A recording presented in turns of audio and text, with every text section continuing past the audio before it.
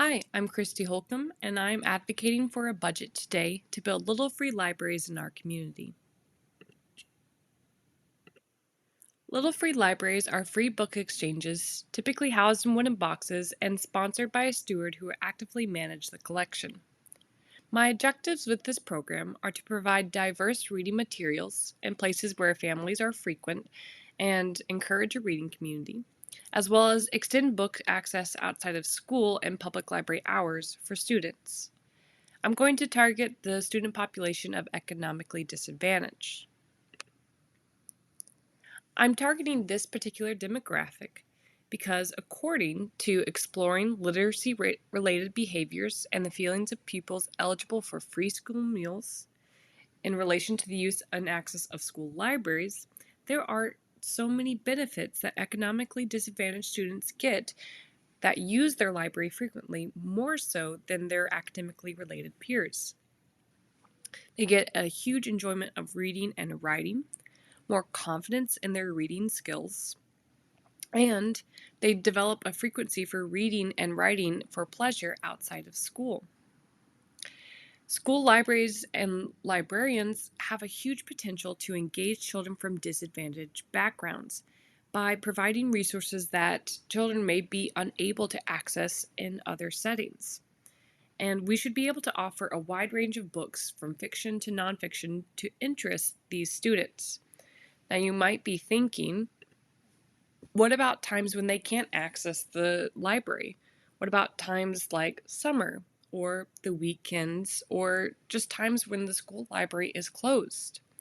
Well, Little Free Libraries helps compromise and bring the books to the students in the community.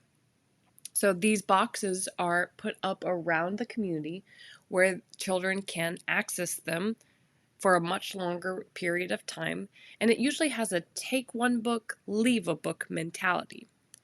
But I'm not exactly going to do it just like that. I want to change some things, and here's why.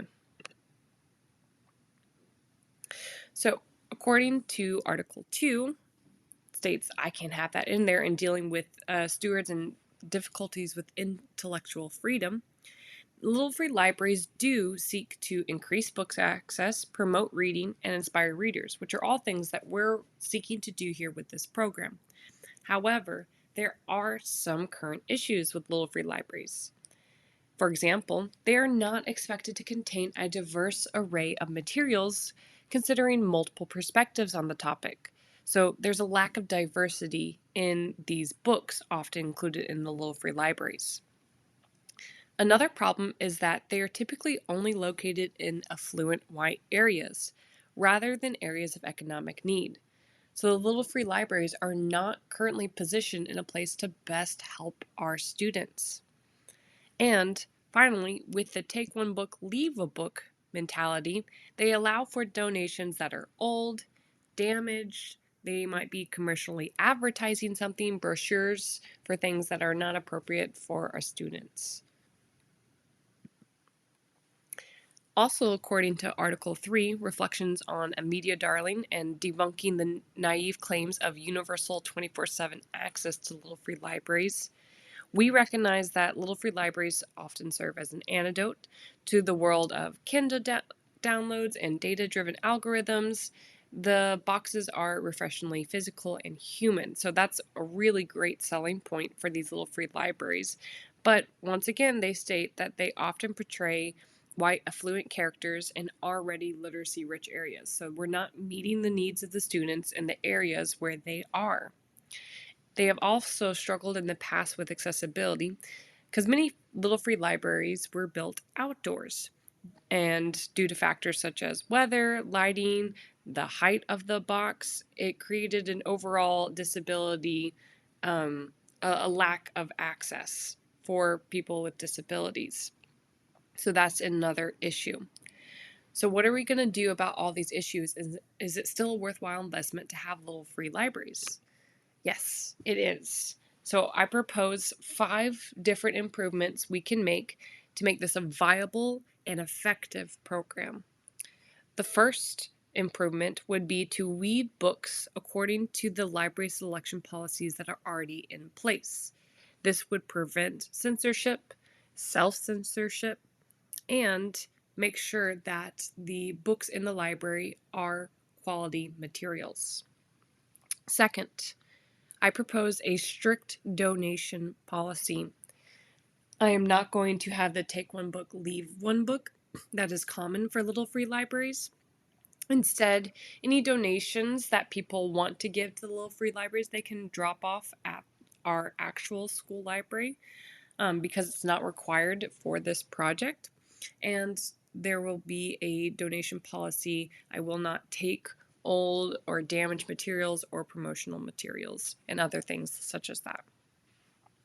Third, I plan to restock the collection regularly.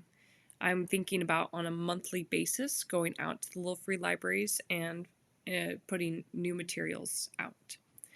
Fourth, improve accessibility by placing the little free libraries indoors. I'm going to look for open community spaces in economically disadvantaged areas, so meeting them where they're at, the students where their needs are at, and I'm going to prioritize these spaces. I do recognize this means that there will not be 24/7 access because it will not be outdoors. However, I'm looking for places that the students are already going, that many families are already frequenting, and that might have longer hours than a school library and open year round. Fifth, I'm going to promote diverse literature. This is already something that I'm doing within my own library, and I feel confident that I can provide a diverse set of literature in the little free libraries. So here's what I'm asking of you. Looking at the little free library budget, this is a very economically viable option for a program. I'm asking for the budget to start with 3 tiny libraries. Now, these often come in kits that you can build on your own, but there is a vendor through Amazon who offers to send them already put together and made out of cedar for a cheaper price than the kits. So it's more cost effective and time efficient. These little free libraries are about $242 per library. Second, I'm asking for a $500 book budget just to start, and this will be the first stock of books as well as refills throughout the year, and I'm going to use the vendor Tidal Wave. Third, semi-gloss exterior paint to ensure that the library stays in good condition, that it looks aesthetically pleasing, and that it has the school logo on it, just for $35 through Home Depot. So the total budget is only about $1,260.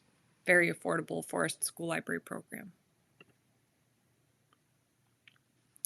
Here's how we're going to measure the impact of this program.